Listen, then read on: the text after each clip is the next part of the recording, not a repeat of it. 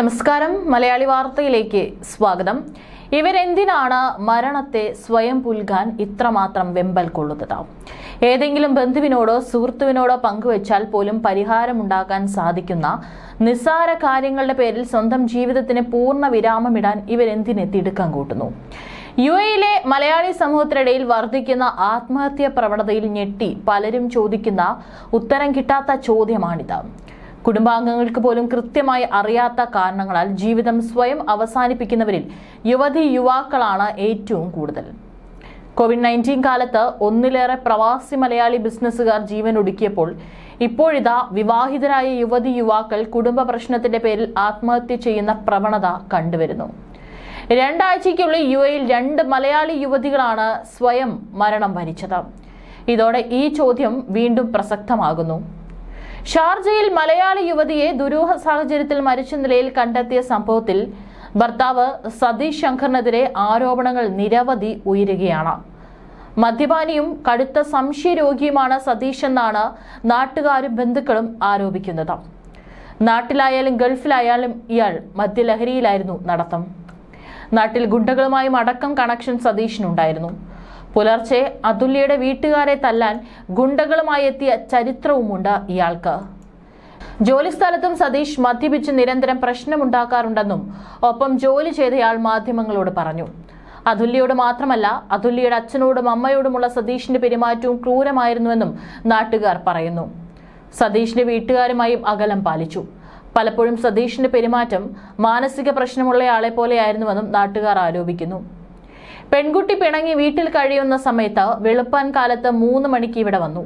പെൺകുട്ടിയെയും മാതാപിതാക്കളെയും ഉപദ്രവിക്കാൻ വന്ന സമയത്ത് താൻ ഇവിടെ നിന്ന് എഴുന്നേറ്റ് ചെന്നപ്പോൾ സതീഷും കൂട്ടുകാരും മതിൽ ചാടുന്ന സന്ദർഭമാണ് കാണുന്നത്. ഇത് കണ്ട ഉടൻ തന്നെ ഞാൻ സ്റ്റോപ്പ് ചെയ്യിപ്പിച്ചു. വെളുപ്പാൻ കാലത്ത് മതിൽ ചാടി വരുന്നതിന്റെ അർത്ഥം എന്താണെന്ന് ഞാൻ ചോദിച്ചു.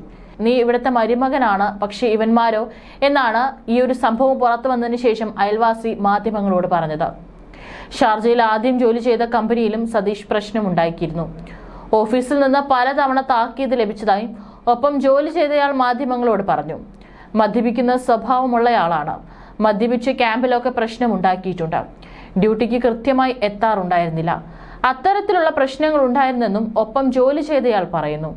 നിരവധി പ്രശ്നങ്ങളെ നേരിട്ട അതുല്യ ആത്മഹത്യ ചെയ്യാനുള്ള സാധ്യത വിരളമാണെന്നാണ് ബന്ധുക്കൾ പറയുന്നത്. അതുല്യ ജീവൻ ഒടുക്കിയത് 11 വർഷം അനുഭവിച്ച കൊടിയ പീഡനങ്ങളെ തുടർന്നാണെന്നാണ് ആരോപണം. ഇതും ശരിവയ്ക്കുന്ന വീഡിയോ ദൃശ്യങ്ങളും വാട്സപ്പ് ചാറ്റുകളും ശബ്ദ സന്ദേശങ്ങളും ഒട്ടേറെയുണ്ട്. ശാരീരിക മാനസിക പീഡനങ്ങളുടെ വിവരം അമ്മയെയും അടുത്ത ബന്ധുക്കളെയും സുഹൃത്തുക്കളെയും അതുല്യ ഫോണിൽ വിളിച്ചു പറഞ്ഞിരുന്നു. ഇരുവരുടെയും കുടുംബങ്ങളുമായും അയൽക്കാരുമായും സംസാരിച്ചപ്പോഴും സതീഷിന്റെ സ്വഭാവ വൈകൃതങ്ങളുടെയും സംശയരോഗത്തിന്റെയും മദ്യപാനത്തിന്റെയും പേടിപ്പിക്കുന്ന വിവരങ്ങളാണ് ലഭിക്കുന്നത്. അതുല്യെ കൊലപ്പെടുത്തിയതാണെന്ന അമ്മ തുളസിബായിയുടെ മൊഴിയിൽ തെക്കുഭാഗം പോലീസ് സതീഷ് ശങ്കറിനെതിരെ കൊലക്കുറ്റത്തിന് കേസെടുത്തിട്ടുണ്ട്. 30ാം ജന്മദിനത്തിലാണ് അതുല്യെ മരിച്ച നിലയിൽ കണ്ടെത്തിയത്. അതുല്യയുടെ മൃതദേഹം ഷാർജ പോലീസ് ഇൻക്വസ്റ്റ് നടപടികൾ പൂർത്തിയാക്കി മോർച്ചറിയിലേക്ക് മാറ്റി. സതീഷ് മർദ്ദിച്ചതിന്റെ പാടും കസേരയെടുത്ത് അടിക്കാൻ ശ്രമിക്കുന്നതിന്റെ ദൃശ്യങ്ങളും പുറത്തു വന്നിട്ടുണ്ട്. കത്തിപിടിച്ചു നിൽക്കുന്ന ഇയാൾ ആക്രോശിക്കുന്നതും മർദ്ദനമേറ്റ് അതുല്യ കരയുന്നതും വീഡിയോയിൽ വ്യക്തമാണ്. മരണത്തിൽ ദുരൂഹതയുണ്ടെന്ന് പറഞ്ഞ് രംഗത്തെത്തിയ സതീഷ് താൻ അതുല്യെ മർദ്ദിക്കാറുണ്ടെന്ന് മാധ്യമങ്ങളോട് സമ്മതിച്ചു. ഉപദ്രവം ബുദ്ധിമുട്ടാണെങ്കിൽ അവൾ എന്നെ വിട്ടു പോകുമായിരുന്നില്ലേ എന്നാണ് അയാളുടെ ചോദ്യം. ജോലിക്ക് പോകുമ്പോൾ അതുല്യെ വീട്ടിനുള്ളിൽ പൂട്ടിയിട്ട് താക്കോലുമായാണ് സതീഷ് പോകാറുള്ളതെന്നും അതുല്യയുടെ അമ്മ തുളസിബായി പറഞ്ഞു.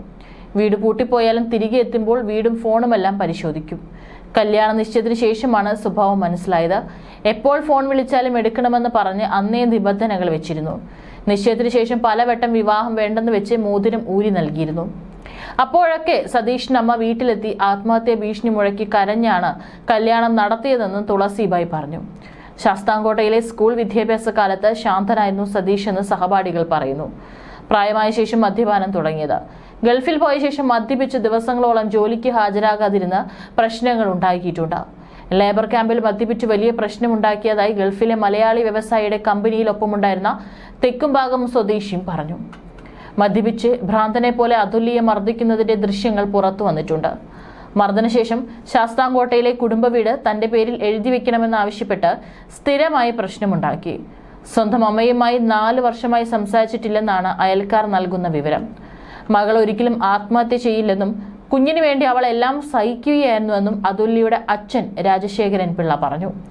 സതീഷ് മകളെ നിരന്തരം ഉപദ്രവിച്ചിരുന്നു. സ്ത്രീധനത്തിന്റെ പേരിലും ക്രൂരമായി ഉപദ്രവിച്ചു. പീഡനത്തെ തുടർന്ന് മകളെ നാട്ടിലേക്ക് കൊണ്ടുവന്നിരുന്നു.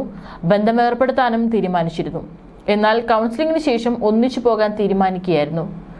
തന്റേതെന്ന് മാത്രം കരുതുന്ന ഭർത്താവിനോടൊപ്പം പ്രവാസ ലോകത്ത് എത്തുകയും ഇവിടെ ഇയാളിൽ നിന്ന് അവഗണനയും ക്രൂരതയും ഏൽക്കേണ്ടി വരുമ്പോഴുണ്ടാകുന്ന തകർച്ച തന്നെയാണ് പല യുവതികളെയും കടുങ്കൈ ചെയ്യാൻ പ്രേരിപ്പിക്കുന്നത്.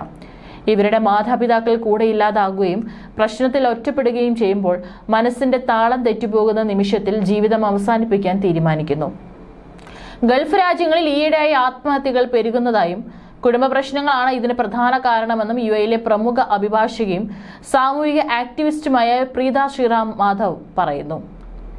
മക്കളെ കൊലപ്പെടുത്തി സ്വയം ജീവനൊടുക്കുന്നതടക്കമുള്ള കേരളത്തിൽ സർവ്വസാധാരണമായ ദുരന്തങ്ങളുടെ ചുവട് പിടിച്ച് മലയാളികൾ പ്രവാസ ലോകത്തും ഈ കുറ്റകൃത്യത്തിന് മുതിരുന്നത് ഗൗരവമായി ചർച്ച ചെയ്യേണ്ട കാര്യമാണെന്നും പറയുന്നുണ്ട്. മാതാപിതാക്കൾ ഒരിക്കലും മക്കളെ നിർബന്ധപൂർവ്വം വിവാഹം കഴിപ്പിക്കാതിരിക്കുക. വിവാഹം കഴിച്ചു കഴിഞ്ഞാലും അവർക്ക് എന്തും തുറന്നു പറയാനുള്ള അവസരം നൽകുക. നാട്ടുകാരെയോ വീട്ടുകാരെയോ പേടിച്ച് എല്ലാം അഡ്ജസ്റ്റ് ചെയ്യാൻ പറയുന്ന പഴയ രീതി മാതാപിതാക്കളും ബന്ധുമിത്രാദികളും ഒഴിവാക്കുക. വിവാഹമോചനം കൊണ്ട് ഉണ്ടാകുന്ന നാണക്കേട് മക്കളോട് പറഞ്ഞ് ഏത് വിധേനയും സഹിച്ചു നിൽക്കാൻ പറയുന്ന മാതാപിതാക്കൾ മുന്നോട്ട് പോകാൻ സാധ്യമല്ലെങ്കിൽ മകളെ നിനക്ക് തിരിച്ചു വരാമെന്നും എന്തെങ്കിലും ജോലി ചെയ്ത് മുന്നോട്ട് പോകാമെന്നും മക്കളോട് പറയുകയും വേണം. ഗൾഫ് രാജ്യങ്ങളിൽ ഒരു മരണം നടന്നാൽ അത് ആത്മഹത്യയാണോ അതോ കൊലപാതകമാണോ എന്ന രണ്ട് കാര്യങ്ങളാണ് ആദ്യം പോലീസ് അന്വേഷിക്കുക. യുഎയിലടക്കം ഗൾഫ് രാജ്യങ്ങളിൽ ആത്മഹത്യ നിയമവിരുദ്ധമാണ്. ആത്മഹത്യ ഇസ്ലാമികപരമായും ഗുരുതര കുറ്റം തന്നെ. ആത്മഹത്യ ചെയ്ത ആളെ വിചാരണ ചെയ്യാൻ കഴിയാത്തതിനാൽ ആത്മഹത്യക്ക് ശ്രമിക്കുന്നതും മറ്റൊരാളെ ആത്മഹത്യ ചെയ്യാൻ പ്രേരിപ്പിക്കുന്നതും കുറ്റമായി കണക്കാക്കപ്പെടുന്നു. ആത്മഹത്യ ചെയ്യാൻ മറ്റൊരാളെ ഏതെങ്കിലും വിധത്തിൽ പ്രേരിപ്പിക്കുകയോ സഹായിക്കുകയോ ചെയ്യുന്ന ആൾക്ക് പരമാവധി 5 വർഷം വരെ തടവ് ലഭിക്കുന്നതാണെന്നും ഫെഡറൽ നിയമം 3 ആർട്ടിക്കിൾ 335 പ്രത്യേകമായി വ്യക്തമാക്കുന്നു. പീനൽ കോഡിലെ ആർട്ടിക്കിൾ 335 അനുസരിച്ച് ഒരാളെ ആത്മഹത്യക്ക് സഹായിക്കുകയോ പ്രോത്സാഹിപ്പിക്കുകയോ പ്രേരിപ്പിക്കുകയോ ചെയ്യുന്നത് ക്രിമിനൽ പ്രവൃത്തിയാണ്. ആരെങ്കിലും മറ്റൊരാളുടെ ആത്മഹത്യാ ശ്രമത്തിൽ സഹായിക്കുകയോ അവർക്ക് അതിനുള്ള മാർഗങ്ങൾ നൽകുകയോ ചെയ്താൽ, പ്രത്യേകിച്ച് ആ പ്രവൃത്തി മരണത്തിൽ കലാശിച്ചാൽ, അവരെ നിയമപരമായി ശിക്ഷിക്കുന്നതായിരിക്കും. ഗൾഫ് രാജ്യങ്ങളിൽ ഇസ്ലാമിക നിയമമാണ് നടപ്പാക്കുന്നത്. ഇസ്ലാമിൽ ജീവൻ പവിത്രമായി കണക്കാക്കപ്പെടുന്നു. സ്വന്തം ജീവൻ എടുക്കുന്നത് കർശനമായി നിരോധിച്ചിരിക്കുന്നു. ആത്മഹത്യ ഒരു പാപമാണെന്ന് ഖുർആനും പറയുന്നു. ഈ വിശ്വാസം ഗൾഫ് രാജ്യങ്ങളിലെയും അതേപോലെ യുഎയിലെ നിയമങ്ങളിലും പ്രതിഫലിക്കുന്നു. യുഎയിൽ ആത്മഹത്യ ക്രിമിനൽ കുറ്റമായി കണക്കാക്കുന്നു. അതിനാൽ ആത്മഹത്യ ചെയ്യാൻ ശ്രമിക്കുന്നത് നിയമപരമായി ക്രിമിനൽ കുറ്റമായി കരുതുന്നു. ആത്മഹത്യ ചെയ്യാൻ ശ്രമിച്ച വ്യക്തിയെ ശിക്ഷിക്കാനായി അറസ്റ്റ് ചെയ്യാൻ പോലീസിനും അധികാരമുണ്ട്. പലപ്പോഴും താൽക്കാലിക ജയിൽ ശിക്ഷയും ലഭിക്കും. ചെയ്തത് തെറ്റാണെന്ന് അറിയുകയും ചില കേസുകളിൽ മാനസികാരോഗ്യ പ്രശ്നമായി കണക്കാക്കി ചികിത്സയ്ക്കായി ആശുപത്രിയിലേക്ക് മാറ്റാൻ ഉത്തരവിടാറുമുണ്ട്.